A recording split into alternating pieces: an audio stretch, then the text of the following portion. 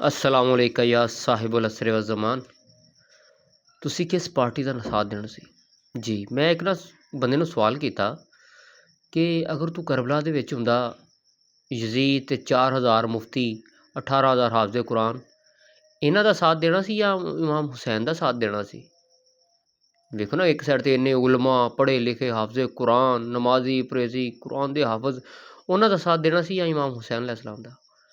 ਉਹਨੇ ਜਵਾਬ ਦਿੱਤਾ, ਮੈਂ ਤੇ ਇਮਾਮ ਹੁਸੈਨ अलैहिस्सलाम ਦਾ ਦੇਣਾ ਸੀ, ਭਾਵੇਂ ਮੇਰੀ ਜਾਨ ਵੀ ਚਲੀ ਜਾਂਦੀ। ਮੈਂ ਕਿਹਾ ਅੱਛਾ, ਬੜੀ ਤੇਰੀ ਅੱਛੀ ਗੱਲ ਹੈ।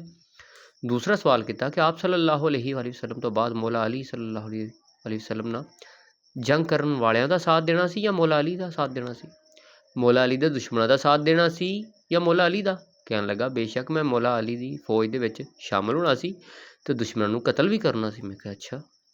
ਤੀਸਰਾ ਸਵਾਲ ਕੀਤਾ ਕਿ ਅਗਰ ਤੂੰ ਆਲੇ ਰਸੂਲ ਸੱਲੱਲਾਹੁ अलैहि वसल्लम ਦਾ ਜ਼ਮਾਨਾ ਤੈਨੂੰ ਮਿਲ ਜਾਂਦਾ ਤੇ ਉਹ ਦੀਨ ਦੀ ਤਾਲੀਮ ਦੇ ਰਹੇ ਹੁੰਦੇ ਉਸ ਟਾਈਮ, ਤੇ ਤੂੰ ਦੀਨ ਕਿਹਨਾਂ ਤੋਂ ਲੈਣਾ ਸੀ? ਉਹਨਾਂ ਕੋਲ ਲੈਣਾ ਸੀ ਜਾਂ ਕਿਸੇ ਦੂਸਰੇ ਆਲਮਾਂ ਕੋਲ ਲੈਣਾ ਸੀ, ਜਿਵੇਂ ਕਿ ਮਤਲਬ ਅਬੂ ਹਨੀਫਾ, ਸ਼ਾਫੀ, ਮਾਲਿਕ, ਹੰਬਲ ਵਗੈਰਾ, ਇਹਨਾਂ ਤੋਂ ਲੈਣਾ ਸੀ?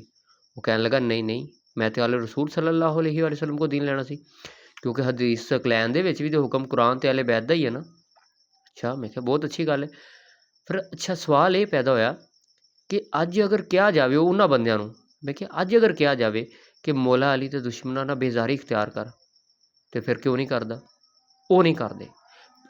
ਇਹ ਕਹਿੰਦੇ ਕਿ ਅਸੀਂ ਕਰ ਲੈਣੇ ਸੀ, ਲੇਕਿਨ ਅੱਜ ਕਹੀਏ ਨਾ ਕਿ ਫਿਰ ਅੱਜ ਕਹਿ ਦੇ ਜਿਹੜੇ ਮੌਲਾ ਅਲੀ ਦੇ ਦੁਸ਼ਮਣ ਨੇ, ਅੱਜ ਉਹਨਾਂ ਨੂੰ ਬੁਰਾ ਕਹਿ ਦੇ, ਕਹਿਣਗੇ ਨਹੀਂ। ਅੱਜ ਅਗਰ ਕਹੀਏ ਕਿ ਇਮਾਮ ਯਜ਼ੀਦ ਤੇ ਉਹਦੇ ਮੁਫਤੀਆਂ ਨੂੰ ਬੁਰਾ ਕਹਿ, तो बड़े सारे वो भी बुरा नहीं कह रहे, यजीद जिंदाबाद के अगों नारे लाते हैं।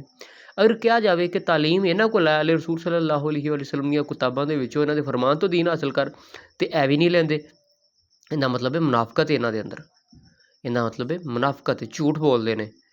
वो अल्लाह दे बंदेओ, समझ लो अज उही जमाना है। अज तुसीं उन्हां नूं बुरा कह लो, उदों तो तुसीं कहंदे असीं इमाम हुसैन दा साथ देना सी, तुसीं मौला अली दा साथ देना सी, दीन अहले बैत तो लेना सी, ते अज ले लो। ठीक है, वैसे अज तुहाडे सारिਆਂ ਦੀ हसरत पूरी करने वास्ते ना इमामे ज़माना मौजूद ने। तुसीं अज हसरत पैदा करो कि असीं इमामे ज़माना की बैत करांगे तो उन्हां तो दीन लवांगे, तो अहले चलो जिन्होंने इमामे ज़माना की मार्फत हासिल नहीं, वो कम से कम जिहड़े अहले बैत के पहले फरमान है उन्हां दे अमल तो कर लैण। लेकिन एक चीज़ एक ही रखनी पैनी है, दो बेड़ियां सवार हमेशा डुबदा है। अगर तुसीं कहो ना असीं अहले बैत का दीन लैके भी चलना ते नाल दूसरा भी लैके चलना, इन्हां दा दीन भी लैके चलना, तो फिर कामयाबी तुहानूं कदी भी नहीं मिलनी, फिर डुबोगे तुसीं। अगर फॉलो करना तो सिर्फ अहले बैत नूं करो, ये तुहानूं गुमराह नहीं होण देणगे। ठीक है, ओहो, यानी कि झूठे वादे, झूठियां गल्लां, बस अपने आप नूं धोखा दे रहे हैं, आवाम नूं भी धोखा दे रहे हैं, बल्कि धोखा अपने आप नूं दे रहे हैं। कोई अल्लाह दे बंदे हो, जिहड़ा अहले बैत दा दुश्मन है तुहाडा लगदा की है? तुसीं क्यों दी फेवर करदे हो? ठीक है, अज जो इमाम महदी आ गए, इमामे ज़माना आ गए, तुसीं सारे मौलवियां नूं, तुहाडा इरादा नहीं गा तुसीं सारे मौलवी आलम छड्ड के ते तुसीं उन्हां दा साथ देना है? तुसीं इरादा कर दिओ कि हाँ बेशक चाहे आलम इधर दे उधर हो जाण, असीं इमामे ज़माना का साथ देना, इमाम महदी का साथ देना है। तो फिर क्यों नहीं अज उन्हां दे जिहड़े बाकी 11 इमाम ने, इमाम हसन अस्करी तो लैके मौला अली तक, उन्हां दी तालीमात ते अमल क्यों नहीं करदे? उन्हां दे दुश्मनां तो बेजारी इख्तियार क्यों नहीं करदे? उन्हां दा साथ क्यों नहीं देंदे तुसीं?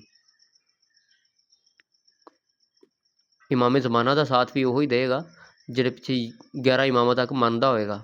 उन्हां विचों भी बड़े खैर फिर जाणगे, उन्हां च भी बड़े फिर जाणगे, बड़े सारे ला दीन लोग जिहड़े इमामे ज़माना की बैत कर लैणगे, ते जिहड़े अपने होणगे वो इनकार कर देणगे।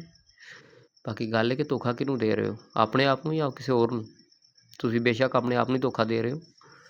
दीन अगर लैना है ना, इह गल्लां ते मेरा गौर करना, आले रसूल तो वध कोई चीज़ नहीं हैगी जे। जिहड़ा इन्हां नाल अच्छा है ना, उही अच्छा है, जिहड़ा इन्हां नाल बुरा है बस वो बुरा है। बाकी बहुतियां गल्लां करन दी जरूरत नहीं, बस सीधी सीधी गल है। हुब्बे अली रहमतुल्लाह, बुग़्ज़े अली लानतुल्लाह।